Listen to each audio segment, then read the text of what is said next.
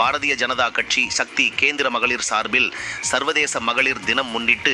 சோளிங்கர் அரசு மருத்துவமனையில் சிறப்பாக பணியாற்றி வரும் பெண் மருத்துவர் மற்றும் செவிலியர்களுக்கு இனிப்பு வழங்கி கொண்டாடினார்கள். ராணிப்பேட்டை மாவட்டம் சோளிங்கர் பாரதிய ஜனதா கட்சி மகளிர் அணி சார்பில் உலக மகளிர் தினம் முன்னிட்டு சக்தி கேந்திர பொறுப்பாளர் கோமதி சீனிவாசன் தலைமையில்